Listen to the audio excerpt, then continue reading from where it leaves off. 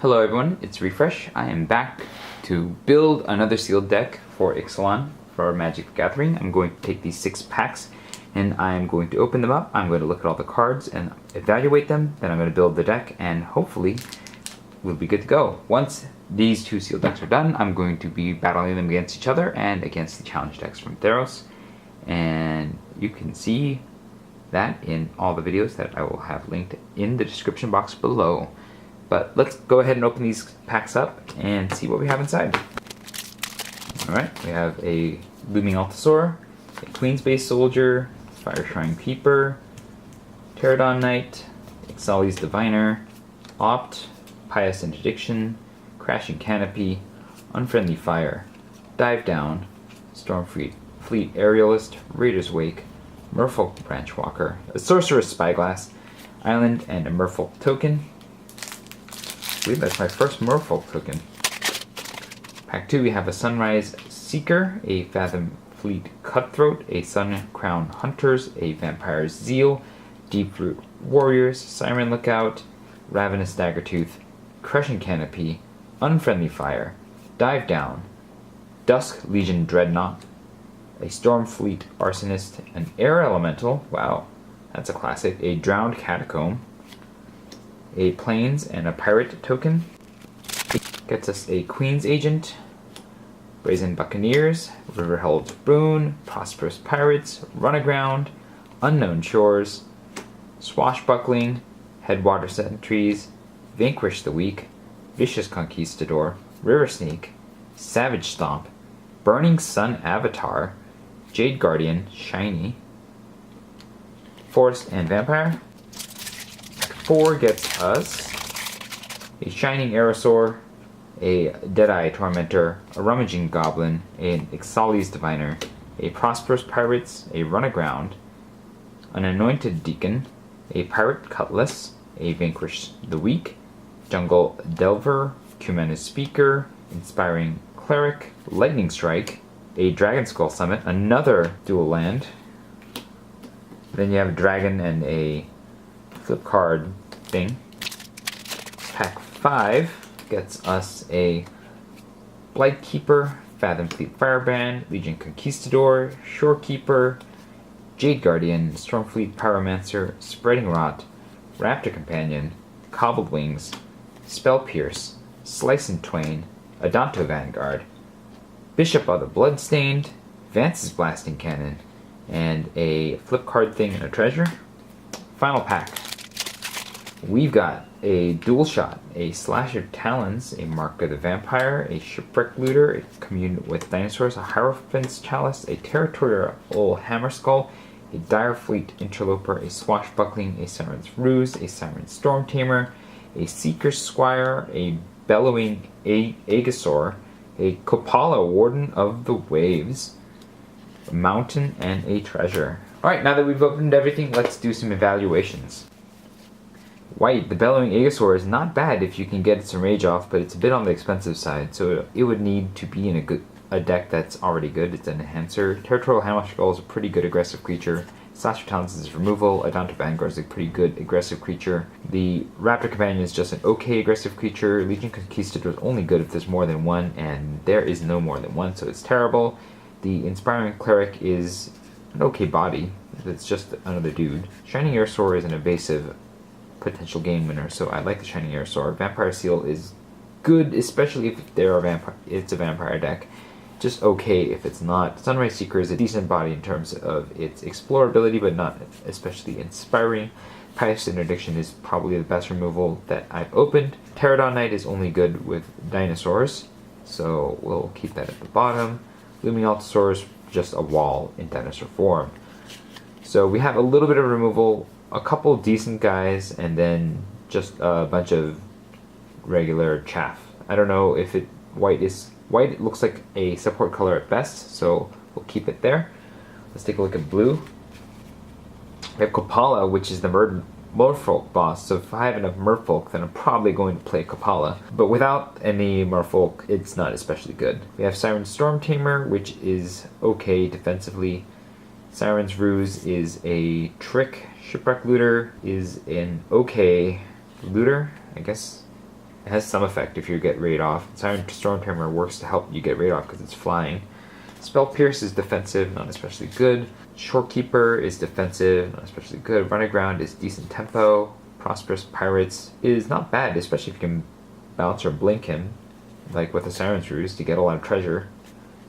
But I'd have to have something to do with that treasure, so it's not especially good. River Sneak is good if you're playing the merfolk deck, and only if you're playing the merfolk deck.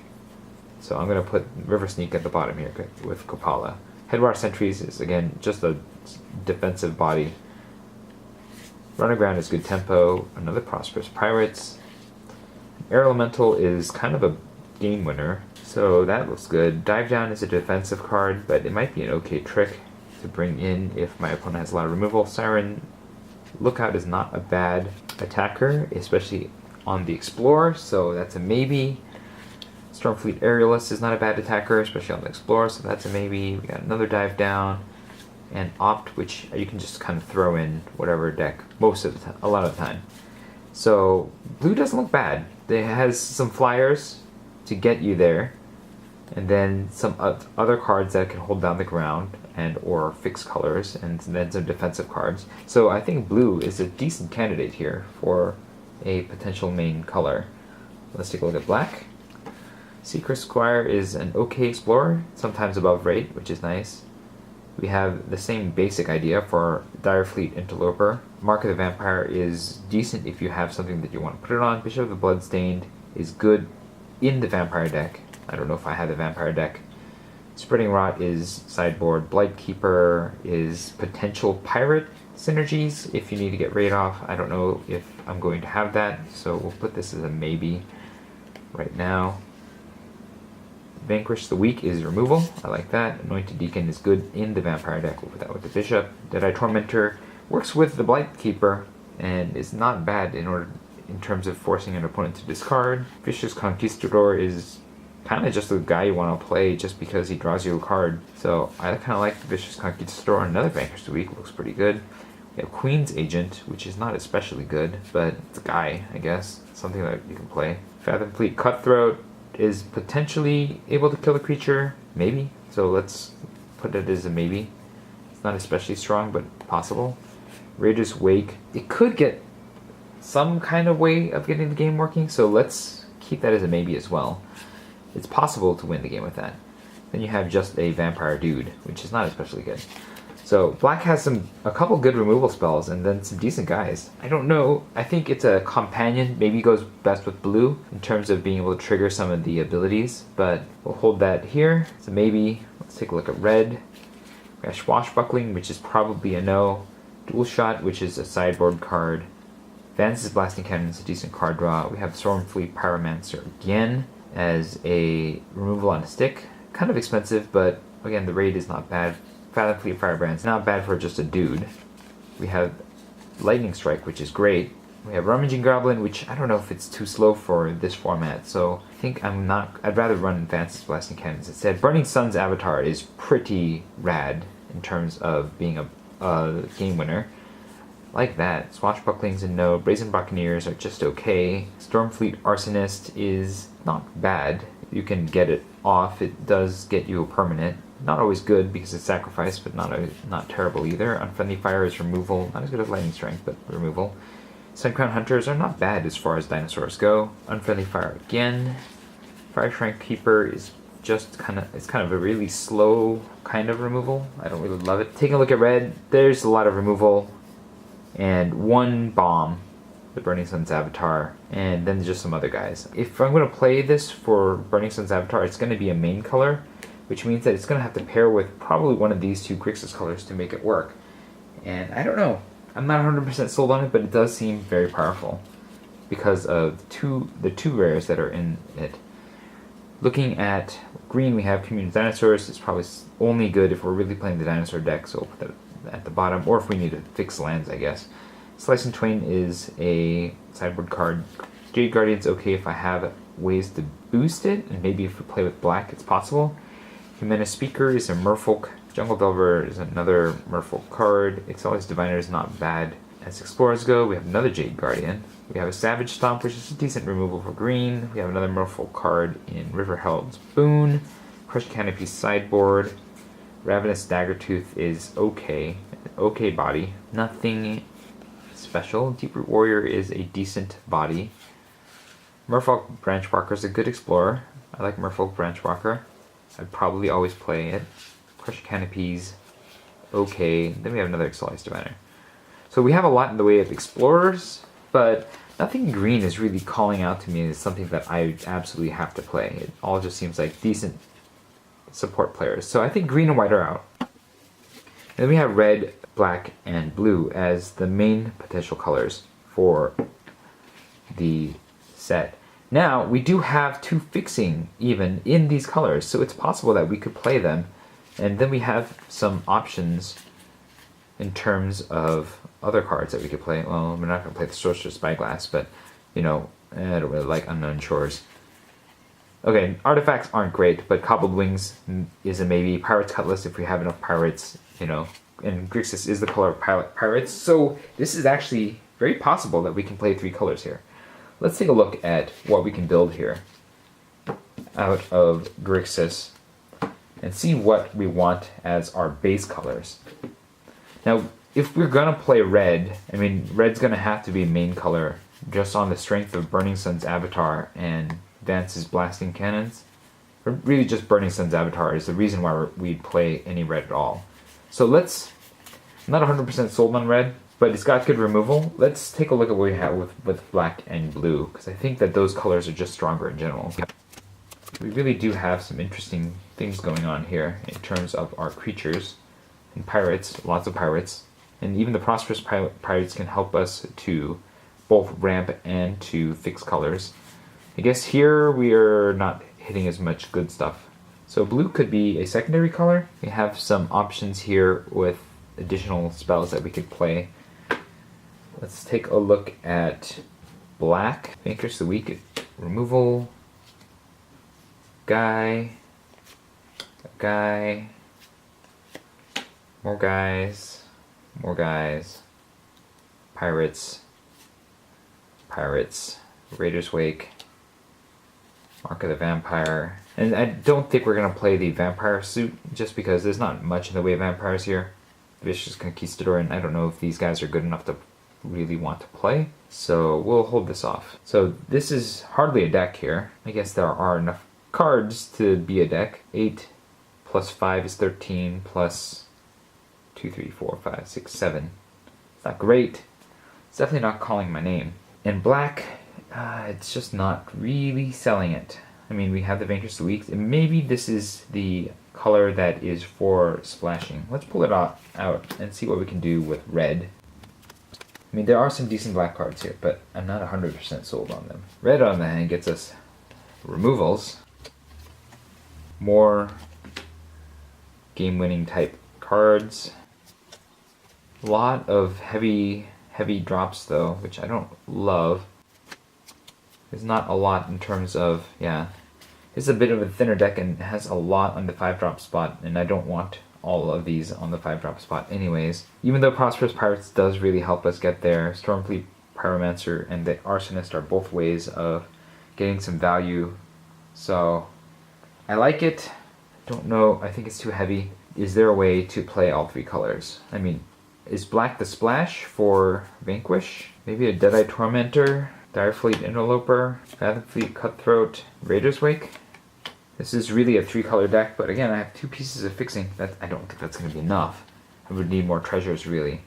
I'd probably want to play the Unknown Shores if I'm going to do that, and I don't know if I want to play the Unknown Shores, because that's just like an anti-land. But we do have a lot of pirates, which means the Pirate's Cutlass is actually kind of good.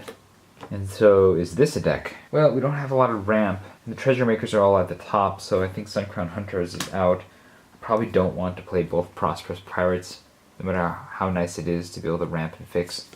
Play 1 maybe. Raider's Wake sort of lets me get card advantage in terms of forcing my opponent to discard cards and then lose life on those discards. It's a way of winning.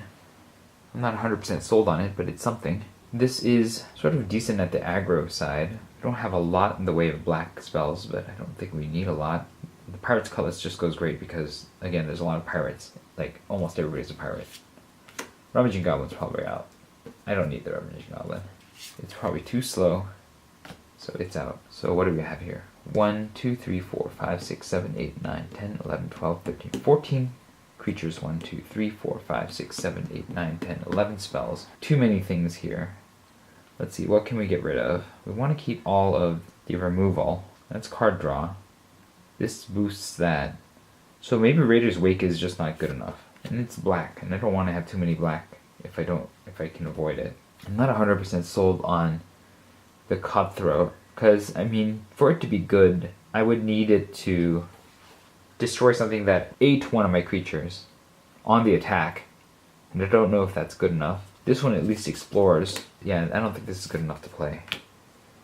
Let's put that away. So we have 13 creatures. Like, we're really light on creatures and heavy on spells here.